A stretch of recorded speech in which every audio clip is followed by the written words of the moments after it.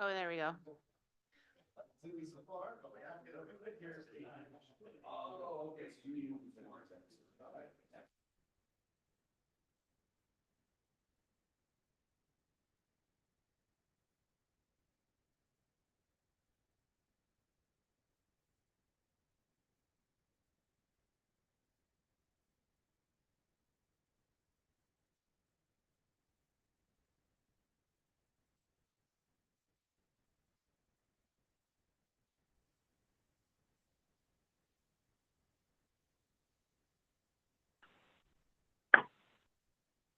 Hi, Sarah. Can you hear me? Oh, yay. Yes, it's working. All right, great. We're in Okay, I'll business. stand by. Okay. If we run Sounds into any trouble, I get disconnected or something, I'll give you a call on your mobile or okay. try to get in touch with you somehow to let you know. But you can probably see on the screen if I'm removed from the system. Yep. Sounds good. Okay, I'm going to mute myself, so I'll Okay. stand by. Thank you. Okay. Sounds good.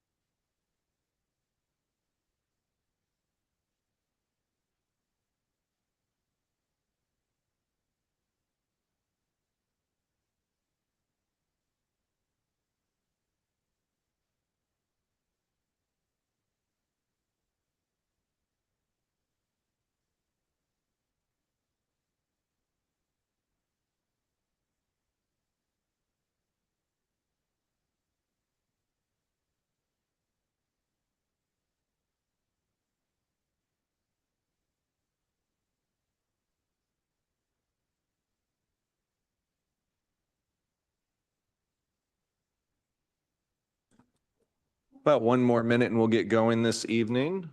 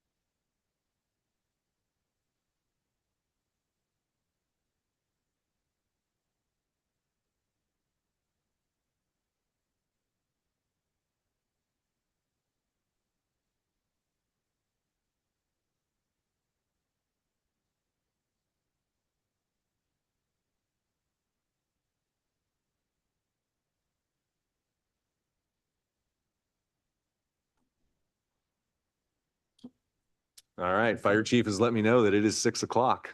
I don't know what I'd do without him. It is 6 o'clock. I will call to order the regularly scheduled meeting of Tuesday, July 23rd, 2024. Please join me for a flag salute. I pledge allegiance to the flag of the United States of America and to the republic for which it stands, one nation, under God, indivisible, with liberty and justice for all. The Assembly of the City and Borough of Sitka would like to respectfully acknowledge the traditional First People of Sitka. With gratitude, we proceed on Tlingit Ani. Sarah, roll call, please. Mayor Eisenbeiß, Present. Mr. Mosier, Here. Mr. Pike, Here. Mr. Yestad, Here. Mr. Christensen, Here. Ms. Carlson, Here. and Mr. Celine. Here. Any correspondence or agenda changes this evening? John? It was too late to put in the packet, but I did want to pass along that we sent a letter to Senator Murkowski's office. I know the Assembly received a few emails about that, but the letter we sent was urging them to continue pushing for funding for the Department of Energy's 242 incentive program. And they have received that letter, and that went out this last week.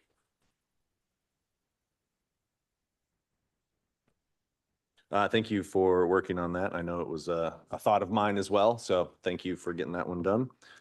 Any other correspondence agenda changes? Tonight, ceremonial matters. We do have a citation honoring U.S. Coast Guard Day. I'll read the citation and then have some Coast Guard members present join me up front here so that we can get wonderful photos. Citation honoring U.S. Coast Guard Day. The City and Borough of Sitka recognizes August 4th as U.S. Coast Guard Day nationwide and especially wishes to honor all Sitka-based personnel of the U.S. Coast Guard. Whereas Sitka is a Coast Guard city, one of 34 communities in the nation to so be designated, and the City and Borough of Sitka and citizens take this responsibility seriously by making special efforts to acknowledge the professional work of the Sitka Coast Guard men and women and reaching out to these personnel and their families and making them feel at home, at their home away from home.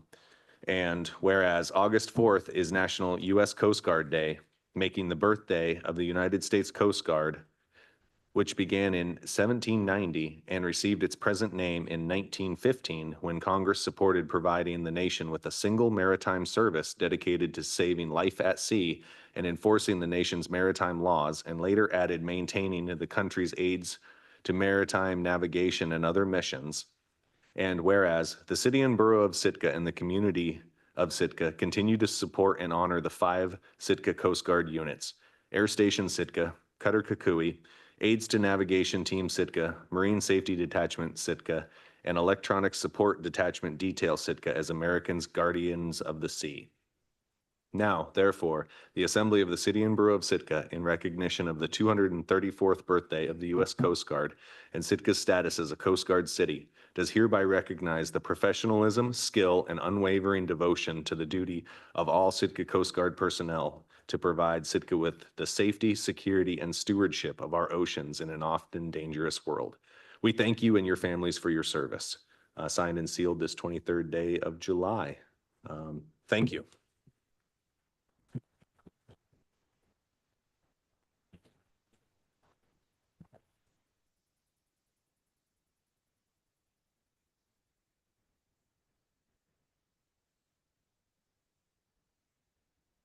I think the best thing about these guys is a lot of the times you don't know that they're there until you really need them, and then they're there. They appear miraculously out of nowhere. Fortunately, I've never yet had to call on your services, but maybe someday I'll call for a pizza delivery or something with my InReach. You guys do that? We have on occasion.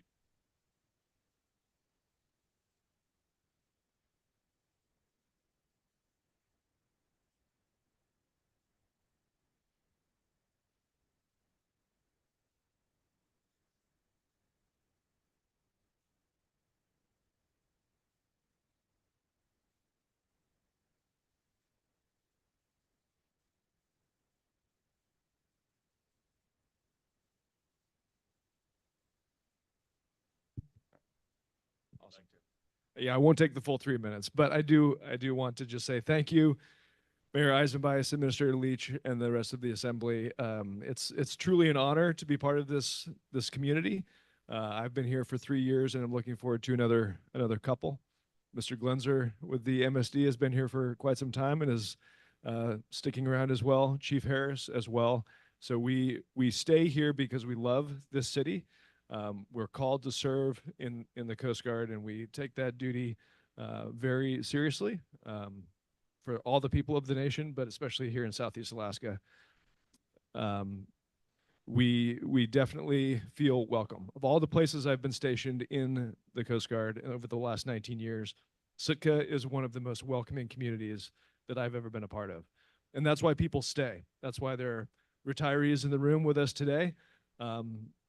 Air Station Sitka and the local commands have been here since 1977. So for 47 years, we've called this place home. You've welcomed us into schools and churches and workplaces and kids' sports teams. And it's a place that people truly want to be. So to be designated a Coast Guard city is not a small feat. And we recognize that and we enjoy working and living here. So thank you once again. It's an honor to be a part of this community. Thank you.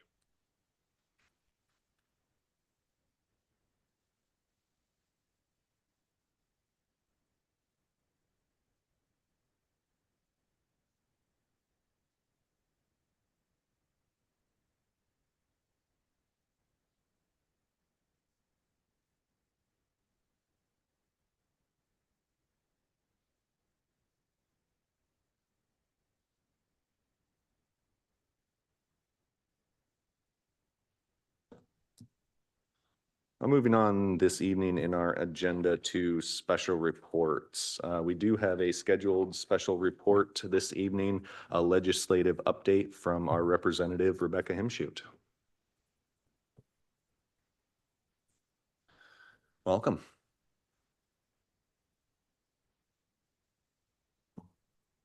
Thank you, Mr. Mayor and Assembly members. It's really like beyond wonderful to be home. I am away a lot from Sitka right now, and that is problematic for me. So it's really nice to be back home. The good news is when I'm away, I'm out in the other 20 amazing communities that make up House District 2. So I am Rebecca Himshoot. I serve as the representative for House District 2, which stretches from Yakutat to Heidelberg and includes 21 communities, 11 tribes, and 10 village corporations. So the purpose of the legislative update, I know a few legislators are doing this for their assemblies back in their homes, and I thought, well, I want to do one too, but I've been away for most of your meetings. The good news in holding off until now is we know the outcomes of the vetoes on the budget. So there are still policy bills before the governor, so we may not know the outcomes of those for a while, but we do know what passed, and we do know more about what the budget looks like going forward. So I thought tonight I would just share with you a little bit out of the operating budget, the capital budget, and then talk about a few policy bills, and it'll take just a little more than 3 minutes. So thank you for the opportunity to do a special report. So jumping right into it, I'm just going to give you a visual. If this looks scrambled to you, this is what it's like in Juneau, trying to get various bills and especially the budget across the finish line. So my notes look jumbled, and that's kind of how the whole process is. But I think the overall good news is the legislature did, again, for the second year in a row, pass a balanced budget, which we must do, but it didn't draw on savings, which we don't have a lot of at this point. So we were able to pass a balanced budget that included $1,360 in a PFD and $295 of energy relief. There was a previous energy relief component of the dividend payout to Alaskans that was not taxed by the IRS. We can't count on that this time. We were told that that may have had to do with the pandemic, and so this 295 might just get lumped together. So folks should be looking for that in October, but we're not sure how the IRS is going to handle that energy relief payment. The $175 million in one-time funds to schools, which is about $680 per student, was not vetoed, so we're happy to have some relief coming to our schools. The $5.2 million for early learning to help support the Alaska Reads Act, that is a new mandate on schools that went into effect about a year ago, was vetoed. $3.7 million for the Council on Domestic Violence and Sexual Assault basically just holds them steady and was not vetoed, so we're happy that that funding is there. And then there was a bill that took a lot of wrangling on the floor that gave $5 million to the ATIA, the Alaska Travel Industry Association, and $10 million to ASME, the Alaska Seafood Marketing Institute. The $10 million part of that was vetoed. But the governor did say when they come back with a plan for how they would spend the $10 million, there might be a supplemental budget to reinstate that. And then the $20 million, so there's much more than $20 million in the budget going to the Alaska Marine Highway System, but there was 20 million put in to make up any gaps in federal funding that come through, and that 20 million was reduced by the governor to 10 million. So we just hope that the federal funding we're counting on comes through. And then that's all I'm going to talk about. There's much more to the operating budget, but I just want to point out that it's about $11.2 billion in the operating budget. So the numbers on the Assembly made my head spin, but the stuff we talk about at the state level really makes my head spin. And I'm just going to go into the capital budget. On the capital budget side, that's a much smaller budget. It's only about $4 billion budgeted, and only 20% of that comes from state revenue. So the rest of that funding is federal. The school major maintenance list was funded. We call it fully funded. There is no fully funding that, but the first page of it. So the most critical projects were funded, which includes projects in Craig, Cake, and Petersburg. University of Alaska major maintenance had $28 million budgeted, which was not vetoed. And some of that is going to come down to the UAS campus here in Sitka. $14.5 million was funded in the Renewable Energy Fund, which was vetoed down. Well, I can tell you what the veto amount was, $3.8 million. And that took out the project in Pelican that would have restored their FERC licensing. So that $600,000 was taken out. So we'll see how Pelican navigates that. The Alaska Housing Finance Corporation got $76 million. The harbor matching grant was funded at the usual amount of $7 million. And then there is a replacement vessel for the State Troopers Enforcer vessel, which is no longer operational. So the vessel will be replaced, and that was critical in the Wrangell landslide. In that tragedy, there was no trooper response vessel because we need to replace the vessel that was here, the Enforcer. So the good news is there will be a new vessel. And then for the community of Sitka, the community assistance funding is okay for 2025, but the governor did take out 20 million that is going to impact you for 2026. Okay, and then I just want to talk about a few policies, and I'll let you get on with your meeting. The policies that I think are going to most benefit Sitkans that passed, and this one was signed, was House Bill 244.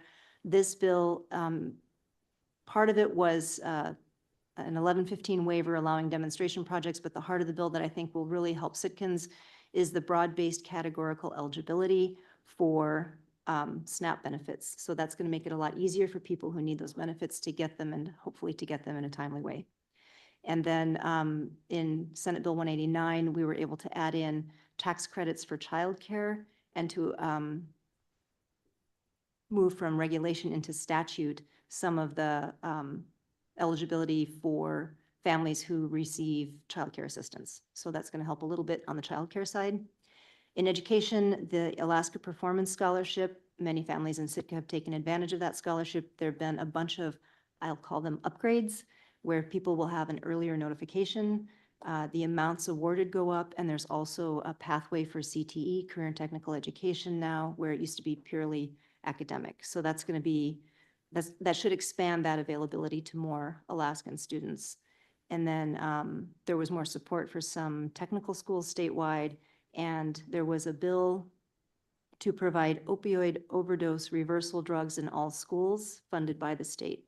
So those are some of the education policies that passed. In public safety, House Bill 66 did some changes, stiffened some of the penalties for certain drug charges, but also included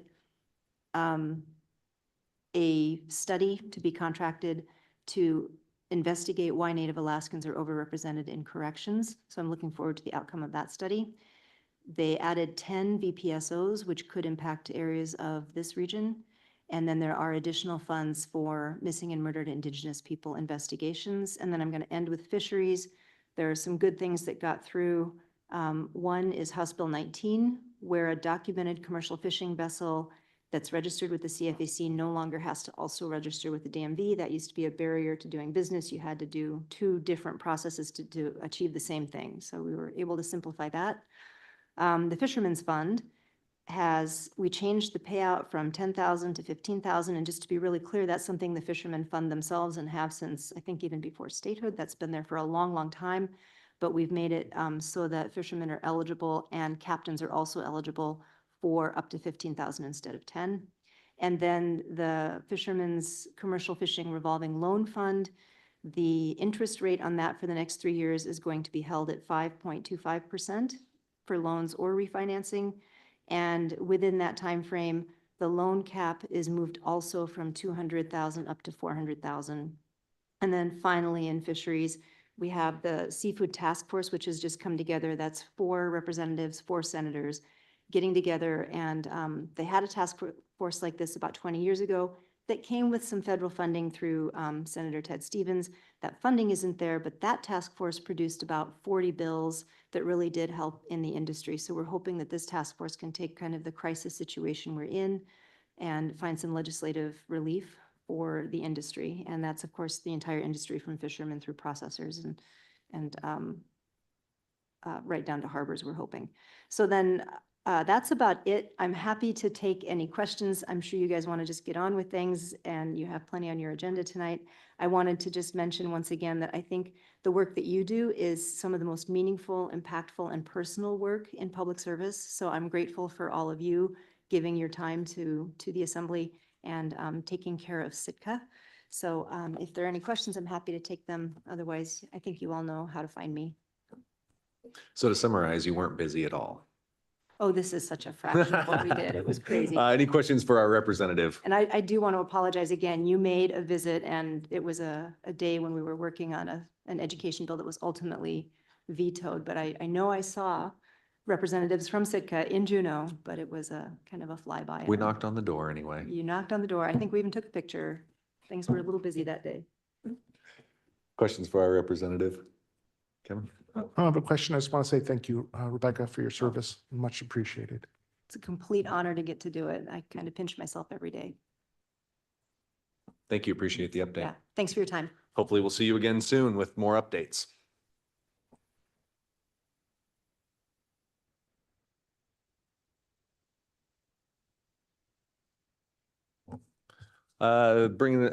Continuing on in special reports, is there anyone here for government to government this evening? Municipal boards, commissions, committees? Municipal departments? School district? And students and guests for special reports. Seeing none, that'll bring us to persons to be heard. This is public participation for any item off of tonight's agenda, not to exceed 3 minutes for any individual.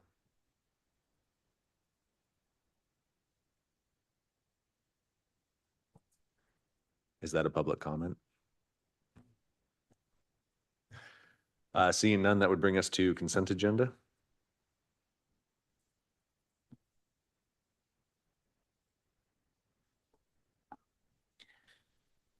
I move to approve the following liquor license documents and forward to the Alcoholic Beverage and Control Board without objection. One, a renewal application for American Legion Post 13, doing business as American Legion Post number 13 at 205 Lincoln Street. Two, a renewal application for JL Sitka Incorporated, doing business as Westmark Sitka Hotel at 330 Seward Street. And a transfer of ownership application, the premises diagram application, and restaurant endorsement application from the Longliner Lodge and Suites LLC at 485 Catley to the Galley Restaurant LLC, doing business as the Galley Restaurant at 485 Catley. Second. It's been moved and seconded to approve the consent agenda. Is there any public comment? Sarah, on the consent agenda? All right, on the motion to approve the consent agenda, Mayor Eisenbeis, Yes? Mr. Pike, Yes. Ms. Carlson, Yes. Mr. Christensen, Yes. Mr. Yestad, Yes. Mr. Celine, Yes. Mr. Mosher. Yes. The motion passes 7-0 on item A. Thank you. Board, Commission, Committee appointments, item B, please. I move to appoint Dusty Kidd to a 3-year term on the Animal Hearing Board and reappoint Scott Wagner to a 2-year term on the Gary Paxton Industrial Park Board. Second. It's been moved to appoint and reappoint those individuals. Is there any public comment? Assembly deliberation? I just want to thank Scott for re-upping. GPIP board's a little busy right now, and he's doing a nice job.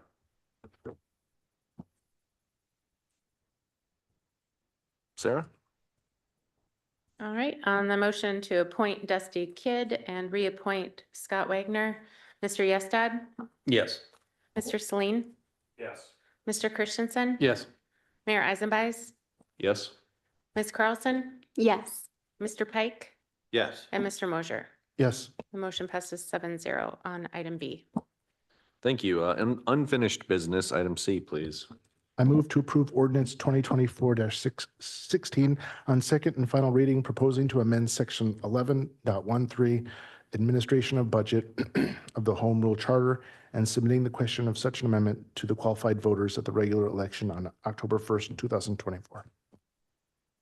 Second.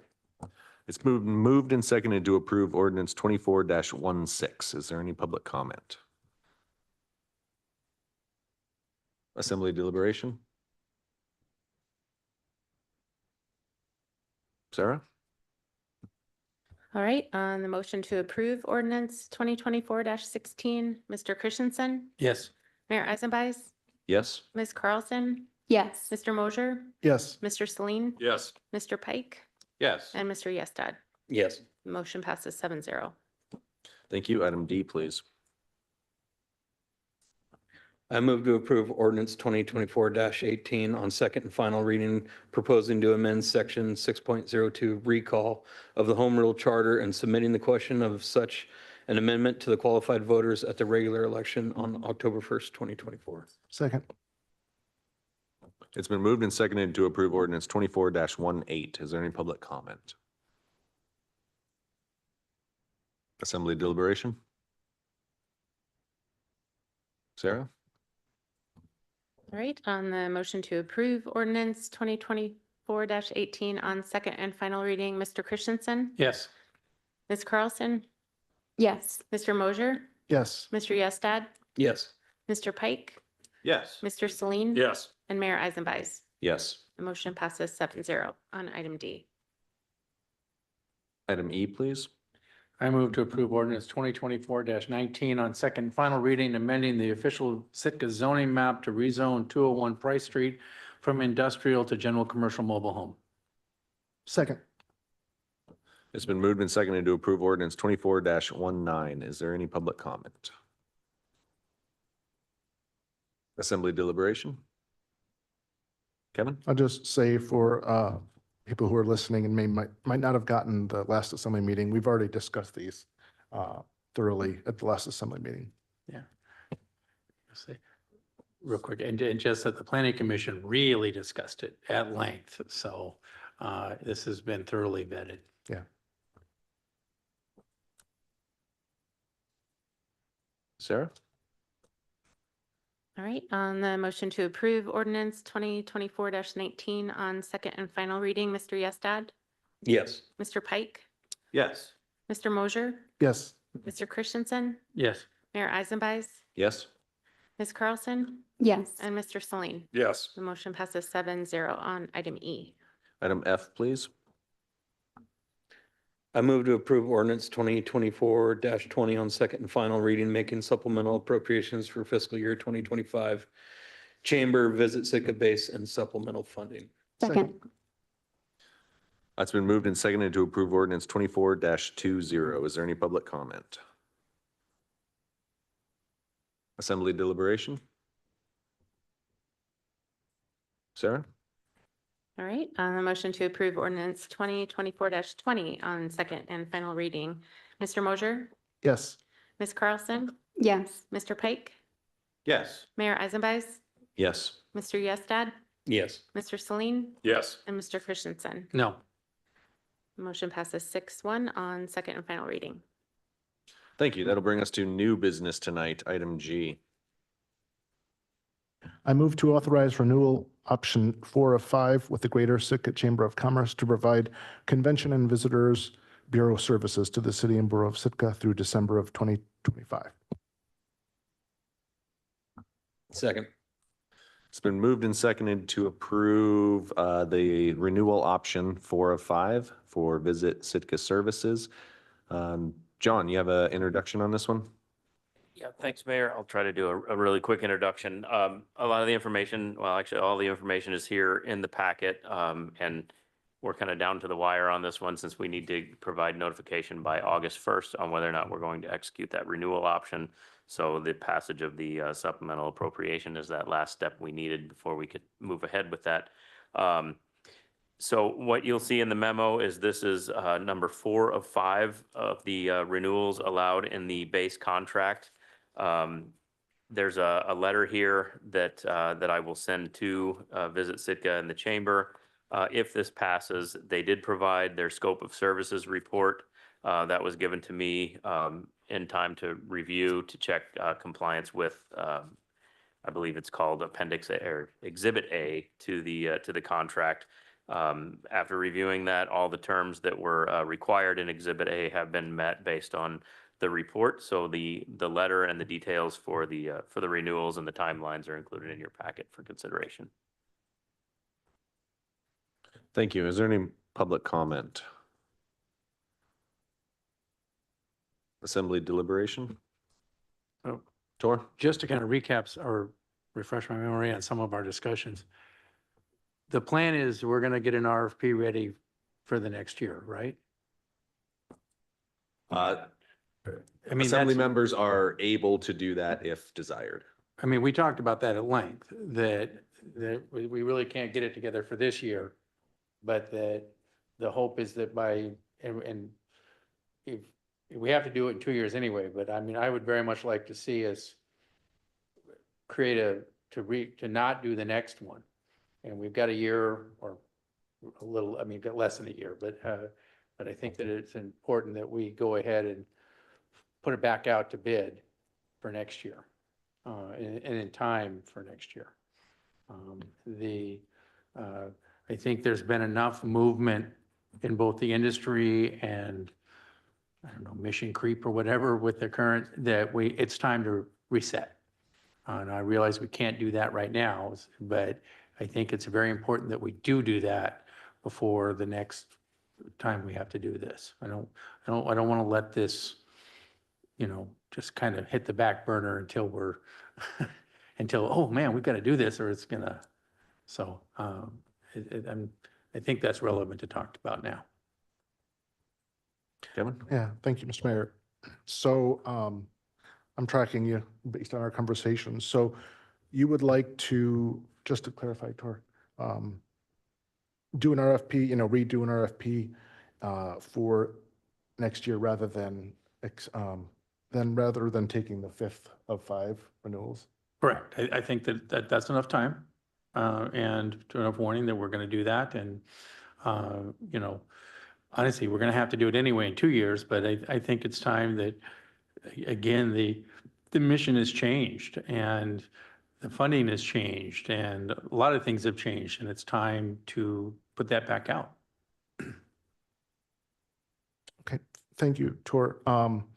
Yeah, I totally get it. I do agree with you. I think the industry's changed and we need to maybe redo some points in there to like that we're focusing on the right thing. My hope is that we get a tourism director soon and that person can help do some work ahead of time for us as far as goals and things like that. But I would ask John, but I don't think it's pertinent to this conversation. So I'm going to be a yes on this. Chris, and then John. Yeah, I tend to agree here. You know, I think we should say yes tonight. We do have some changes coming. We have a tourism director that'll hopefully come online here. We have this financial review that may points, you know, bring some stuff to light and maybe point some stuff out that we want to do differently in the future. So, yeah, I think this is, yeah, definitely do this one. And then, yeah, like Tor was saying, re-examine that year 5 and maybe put an RFP out. And then hopefully this tourism director might be able to help mold that a little bit and just kind of redefine what we want our contract to look like in the future. Please. Thanks, Mayor. I hear what the Assembly's outlining, and I do agree that it's within the realm of the conversation on renewals. I think what would be helpful to staff and would probably require another item on another agenda if that direction is desired. I would hope that an item comes forward asking us specifically to pursue that option. Just laying out timelines, you know, things happen pretty quickly. It takes time to put an RFP together and get that reviewed by the Assembly and out. So sooner rather than later, if that's the desire, we can head that direction. Would that be, are you envisioning like a discussion decision? Mayor. That or Assembly members could work with the administrator as some co-sponsors if they have enough grounded sense that they want to go forward on that. I would note that in the termination clause of the Visit Sitka contract, it does take 6 months to terminate a contract if we do find another successful RFP bidder. So that's something to take into consideration as well.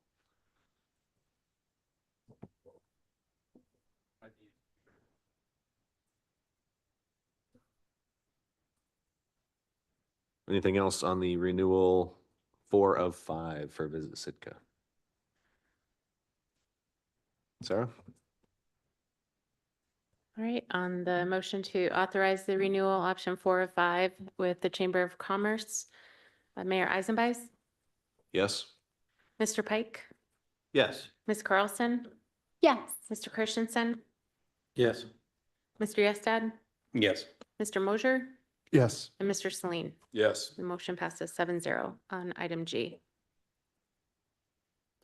So item H tonight is a discussion direction on the draft RFP evaluation criteria for the Jarvis Street horticulture site. Amy is here to give us an introduction on this evening. Thank you, Amy.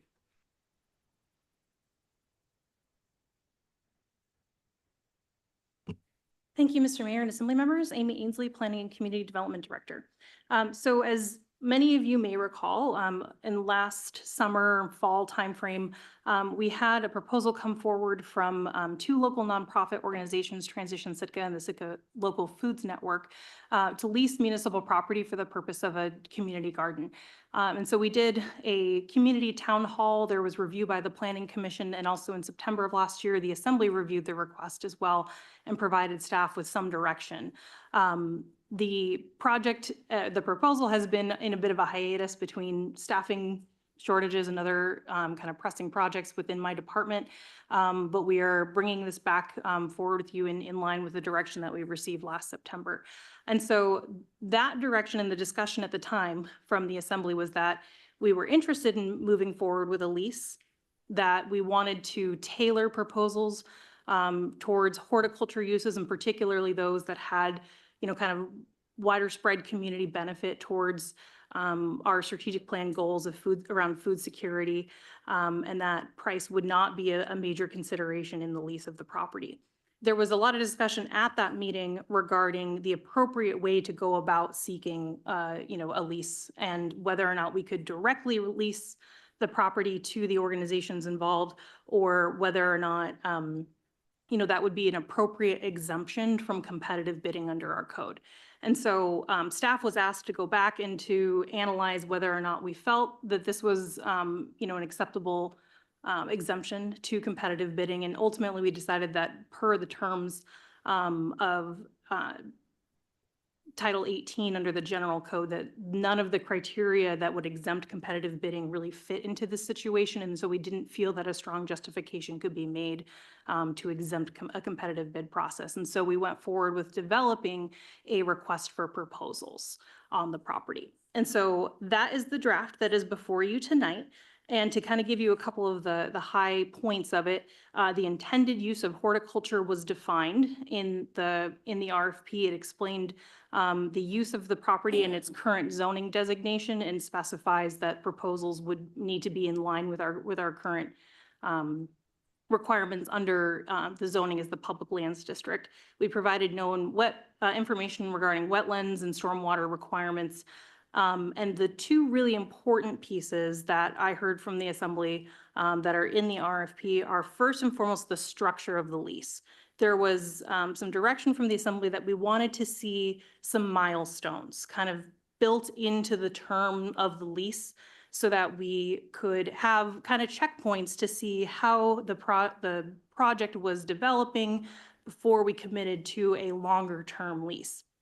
And so the structure has been broken out into an initial 3-year term in which there are required or authorized actions to be taken, largely around development planning and obtaining permitting for the property, as well as a site remediation plan.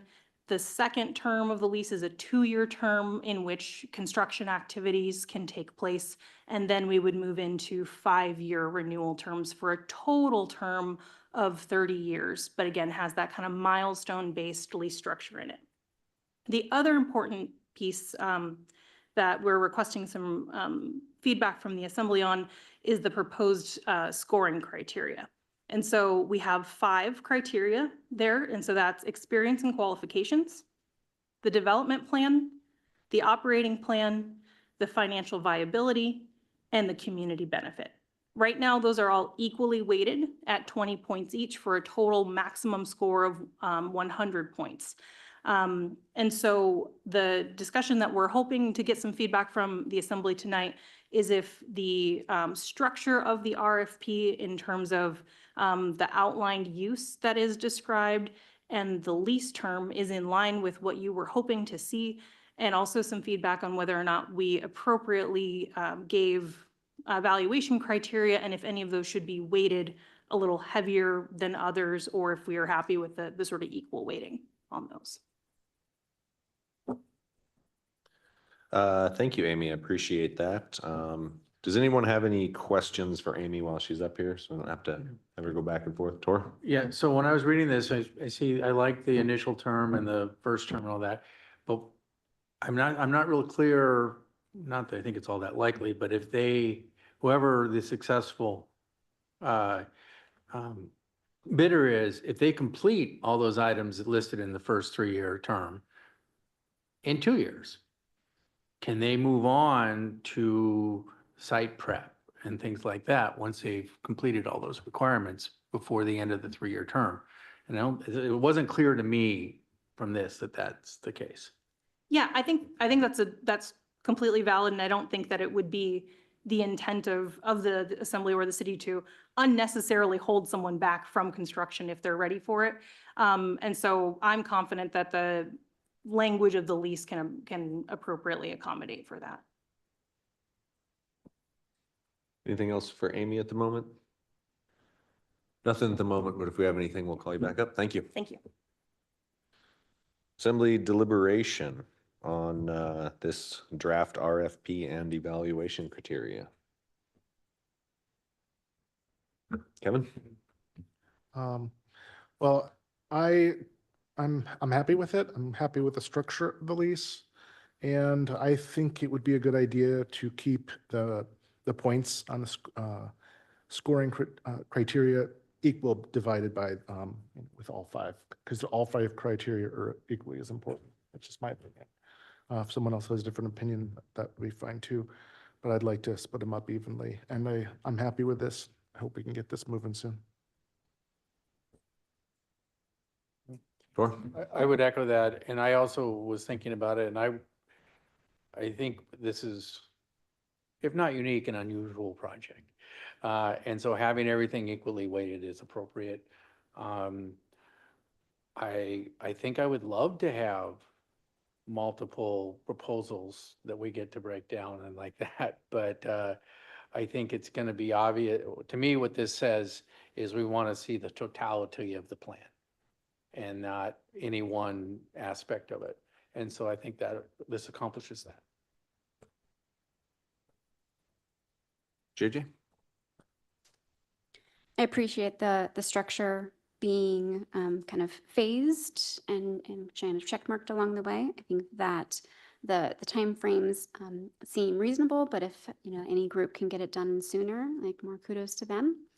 Developing land is really challenging, especially when there's potentially some wetlands components. So I think these milestones with fundraising and all of that kind of seem well suited, but doable.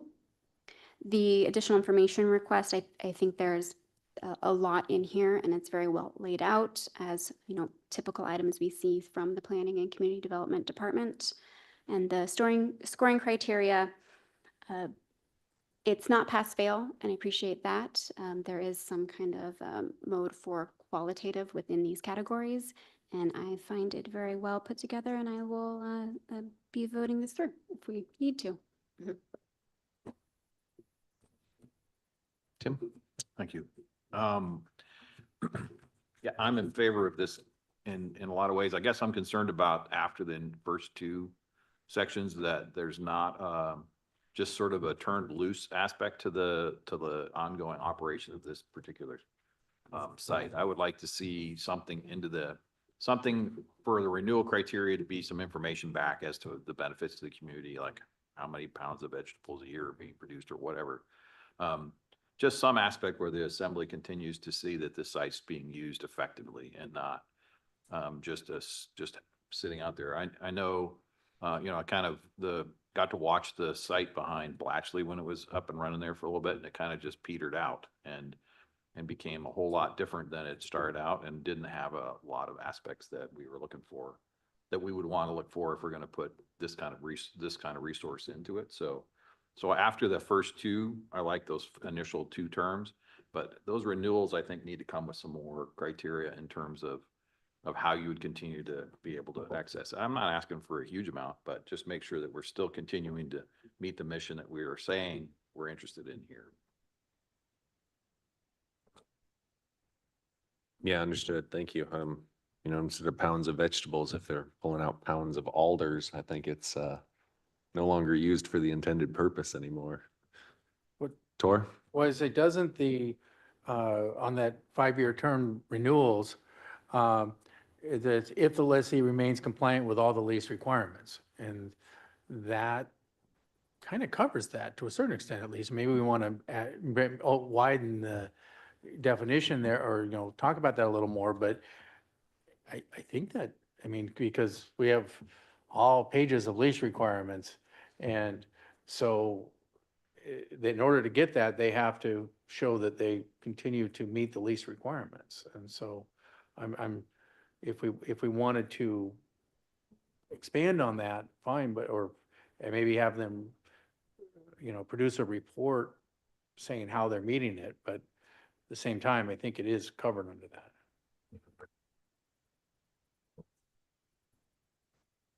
I'm Tim? not saying that it's not, the lease is pretty comprehensive. I think maybe some expansion of what site operation looks like then. I think what are we talking about and how is that being done? I guess that evaluation is all I'm asking. You know, this is 5 years away at the earliest and, you know, hopefully they'll be up and running, but we want to make sure that they continue to be running, so.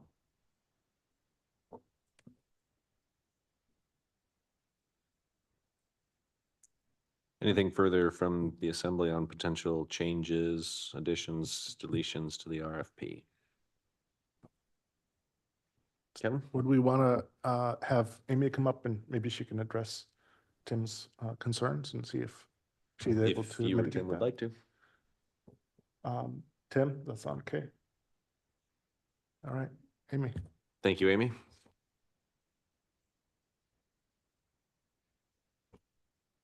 Yeah, that I definitely appreciate that feedback, and I think we have, our standard lease terms that we expect people to stay compliant with, that, the site is, kept in good condition, that they're, even if we do a nominal payment, sometimes we'll, for other nonprofit organizations, we've done a $1 a year lease, just so that we have a check-in point with them, because sometimes when it's $0, it's easy to kind of not have any sort of check-in. And so whatever lease payment is established, making sure that is made timely every year, and that we have updated proof of insurance and extended coverage for the city as well. Those are some of our general lease terms, but I think some of your points are a little bit more about the reporting that might be different than we see in other leases. And so I think that's a great point. And from what I heard, some of those reporting requirements are going to be about upkeep of the site, observed community benefit, and production from the site.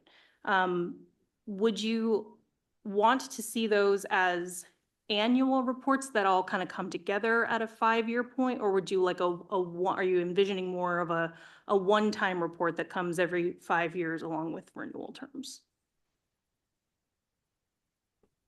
Once is fine. Okay, yeah, that's a very easy addition to the RFP. Anybody on the assembly opposed to that addition change? Okay. Tim, anything else? Does that satisfy the desire? Okay. Thank you, Amy. Amy's up here, so I just want to say, Sure. thank you. I just want to say, it is really nice seeing product that comes out of your office. It's always laid out well and easy to read, and you've thought of things that I never thought of. And I just want to say appreciate it and thank you for the work you're doing.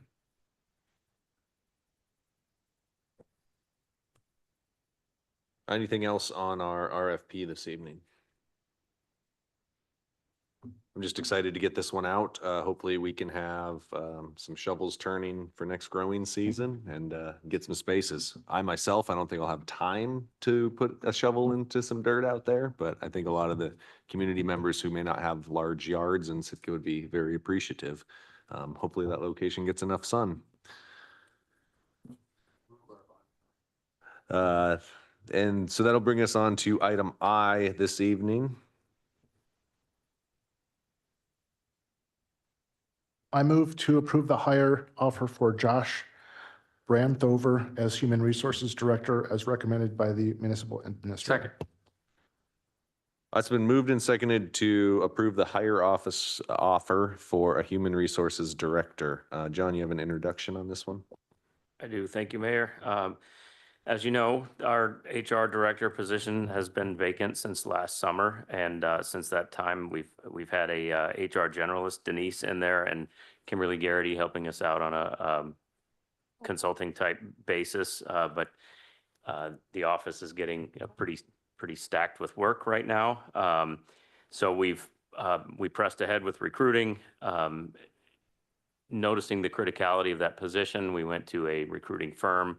We used Prothman, and we started that in May of 24. By June 22nd of 24, we received 16 applications, and out of those applications, 4 candidates were selected for interviews.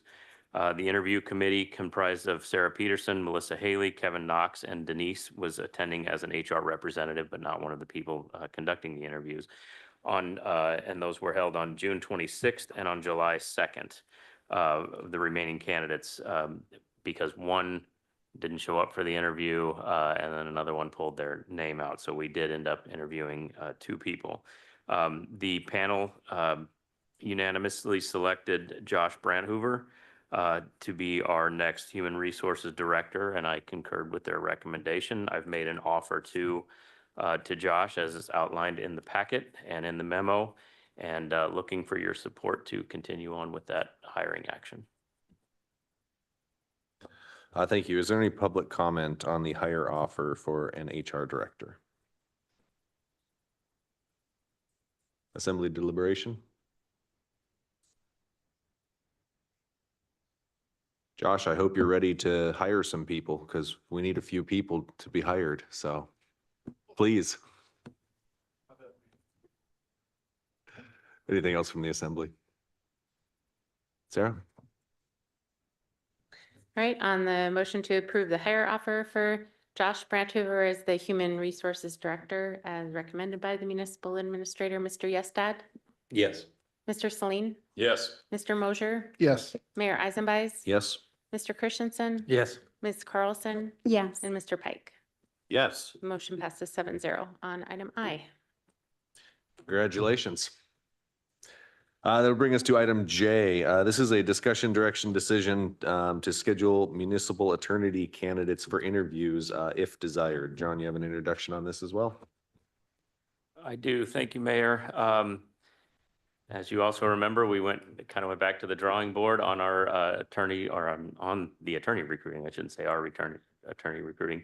And I mentioned Prothman at the last item with some assembly direction. I published the opening on Prothman. I used the recruiting firm. They opened that on June 21st. We opened it for a month-long period to go out to some specialized groups, direct mailings, really a nationwide search. That closed on July 21st. We received 2 applicants, and I had emailed that information to you all for consideration. And Sarah, I'm sorry, I'm calling on you here. I know we discussed with HR to reach out to those candidates to see if they were okay with their names and their resumes being released. And I don't know what answer we got on that, but They were both fine with their names being mentioned if needed at the meeting. Thank you, John. Appreciate that. Assembly deliberation tonight, Tim. Oh, great. Not Tim. Tonight we have the option. We can interview one candidate, both candidates. We can choose to not go forward with the process with either of those candidates. We can also hold for a little bit longer and see if other candidates put their name in and interview all of those candidates at once would be another option. No guaranteeing that the 2 applicants would stick around that long, but that is another option tonight. Or Yeah, when I read these, and I did, I think I'd like to go ahead and interview Rachel Jones. I don't think the other one would be a good fit, but I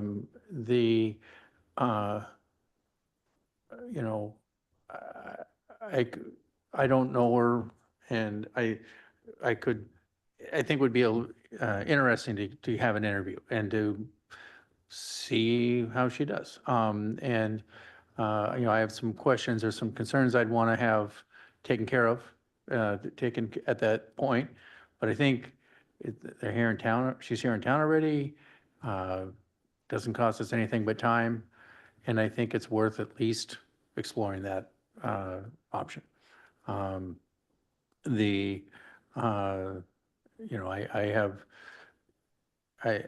get a little concerned that she seems to be rather taxed, rather busy already. But again, those are the kind of questions we ask at an interview. But I really don't like not having an attorney. So at least I'd like to, I think it would make worthwhile to at least have an interview with her. Kevin? I would concur with pretty much everything Tor said. And for that my other concern, that was that very concern. based on her information. She's a very busy person. So if we hired someone, we want them to be focused on the Sitka, on the city and Sitka. So, but she's a local and she's been a lawyer for a while, done a lot of things. I think it's worth interviewing, and we can ask those any questions we have at the interview. I do not want to interview the other person. Tim? All right, thanks. I remember what I was going to say.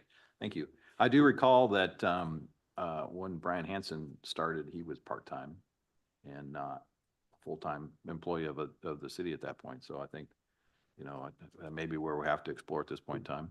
I wouldn't be opposed to interviewing this person. I think we need to explore all options that are available to us. Whether or not she ends up being a fit for us, that's what the process will show us. JJ? The one thing I would like to add is that we also keep the website listing up throughout this process. Yes, I agree. I think there's enough consensus that at this point we should move forward with an interview with Jones as a candidate. Looking at the assembly calendar, a couple things to consider. Number one, our HR director starts August 1st. I don't know if that's a consideration for the assembly. I think we can do a first round interview as we have done previously. We're well set up for that, but that is a consideration. The other consideration, and you can also do an interview process without me, but I do have 2 absences coming up in August. And I think, you know, at this point, we're almost looking at a first week of August type deal, perhaps the 5th through the 9th, unless the assembly wants to jump a little faster than that. Yeah, that works for me. We've done them on Thursdays previously. Sarah, could you check into availability of this room on Thursday, August 8th? And then all the other bits and pieces that you've done for us before that we don't see, but you make it run seamlessly. Thank you. John, does that work out for yourself? We'll make it work. Thanks, Okay. Mayor. We should feel like we should be asking Josh now too, but he doesn't have a choice now. It's gonna work for him. And thank you for your help that you can provide on that. Understand we can go forward, but that'll be a way to jump in with both feet. Anything else on the, it also sounds like, John, that we are not going to go forward with our other candidate. If we could have HR send a letter to them indicating as such. Will do. Thank you. Anything else on the discussion direction item? Great, thank you. So that will bring us to persons to be heard. This is public participation for any item on or off tonight's agenda, not to exceed 3 minutes for any individual.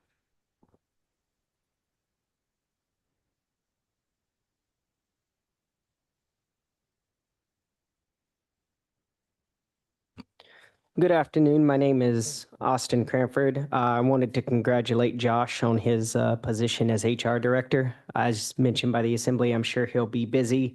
I did have some questions regarding, since the city, to my knowledge, and somebody can correct me if I'm wrong, is currently facing 3 lawsuits as to why both candidates were not considered. Since they agreed to have their names released, will we be able to get that information? So that can be looked into. I'll be asking the clerk about that. Anyway, I wanted to bring up a issue that was posted on Chatters today regarding the tour buses. I saw that the fire chief was here, but that it doesn't look like he was bringing it up. But apparently there was an issue out Sawmill Creek Road past the plaza that has the strip mall there, where a coach bus, one of the green buses, failed to yield to an emergency vehicle, specifically a fire truck.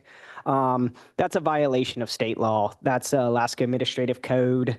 In fact, I have it right here. 13 AAC 02.140, paragraph A, failure to yield to authorized emergency vehicle. It's an optional $250 fine to the person and 6 points on their driver's license. A reminder that the state uses a 12-point It's 12 points in 12 months or 16 points in 18 months, and your driver's license is suspended. I'd like to know why the buses aren't yielding to emergency vehicles and what the city is doing to remedy that problem. Thank you.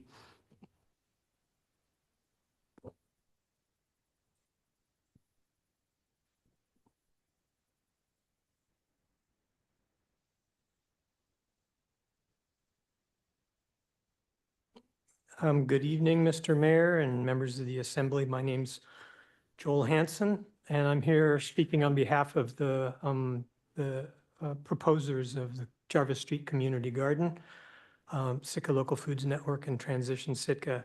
I appreciate all the discussion that took place this evening. There were some good points brought up, and I've taken note of those points. There are a couple of things in the draft RFP that I wanted to bring to your attention because we will, in our proposal, we will probably be addressing those, and they weren't addressed specifically here tonight, although one of the items I wanted to mention was discussed with regard to the funding over the long term, which I appreciate Assemblymember Christensen bringing up. The first of these is under section B of the proposal on page 2 of 7, where it mentions utilities and construction. It says, it reads municipal water, sewer, and electrical services together. Utility services are available in the vicinity.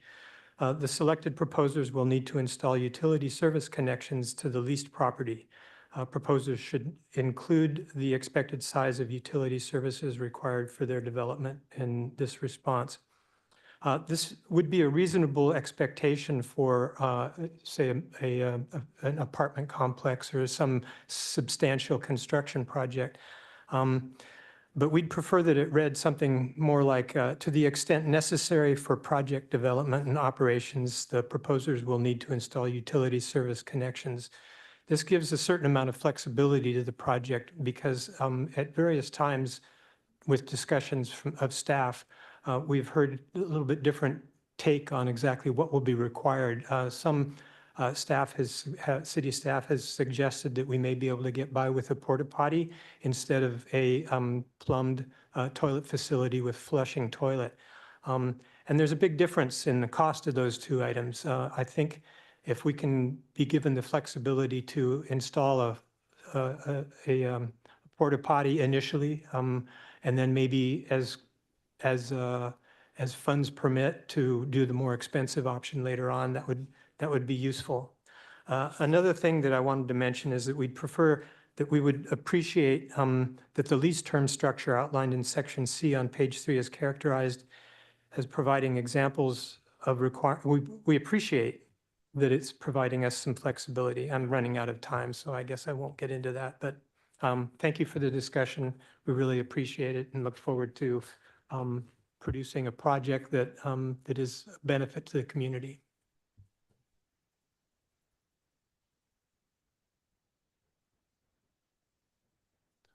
Anyone else this evening for persons to be heard?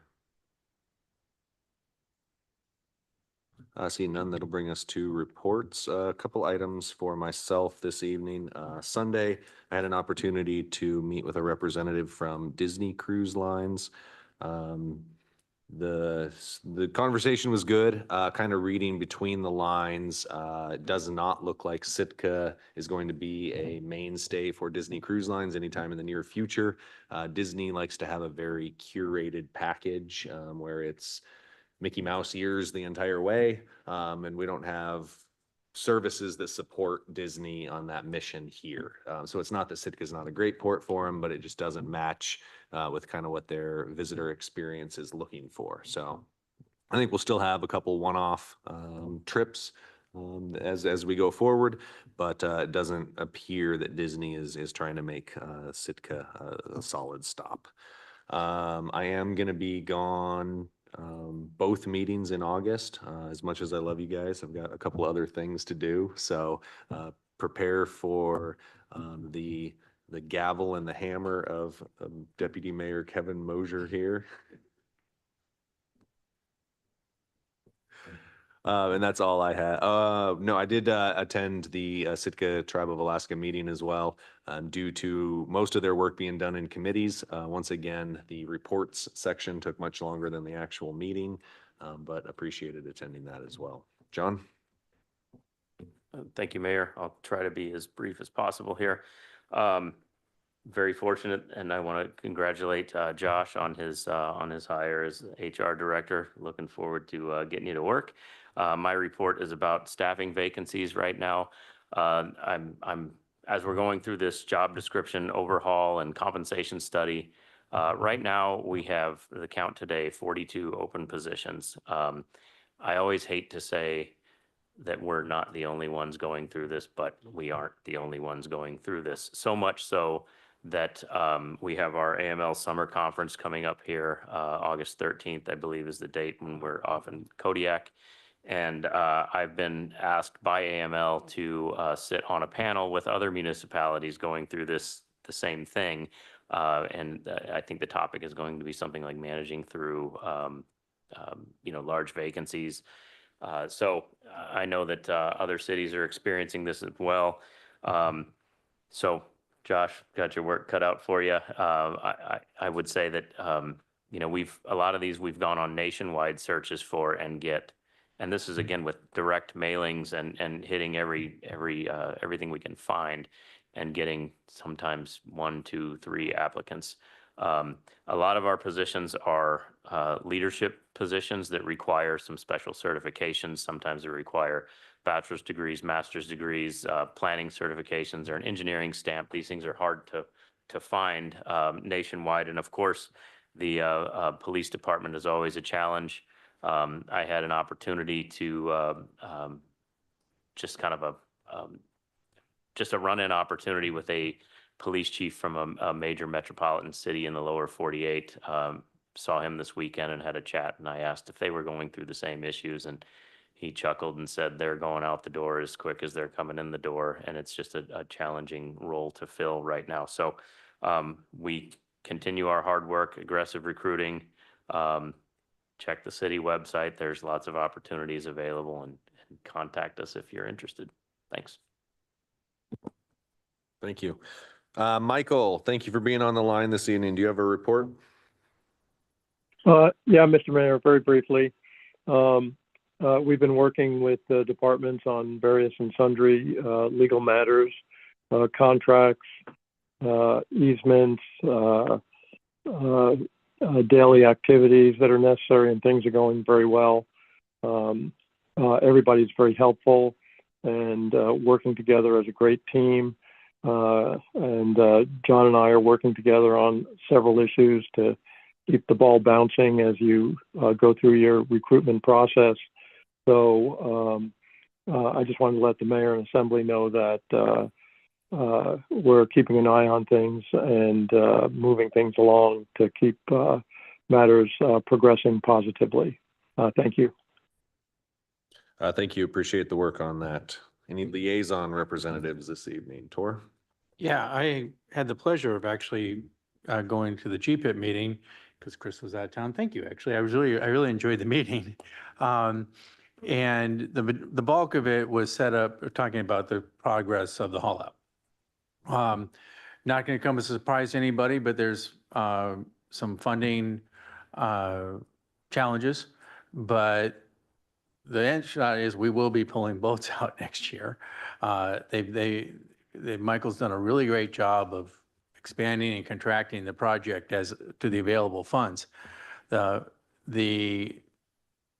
is a chance, in fact, kind of what I think about is that we're very close on the cement pad. It's kind of on the chopping block right now, but it's not that far to get it back. And one of the things we talked about was the fact that we pulled that money out of the permanent fund 2 years ago, and it's been accruing interest the whole time. But the money doesn't automatically, Melissa might go to the project, even though the interest has been accruing. So you may see something probably from Chris and I to say, hey, let's allocate the interest from that money to the project to help offset some of the costs from inflation that have been hitting the project.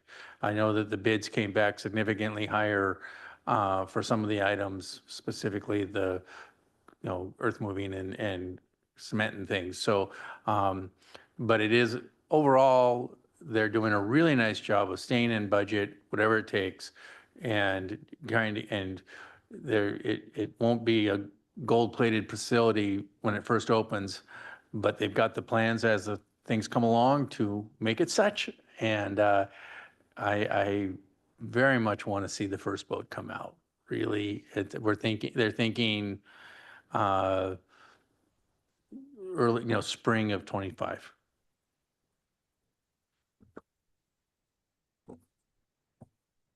Other liaison representatives?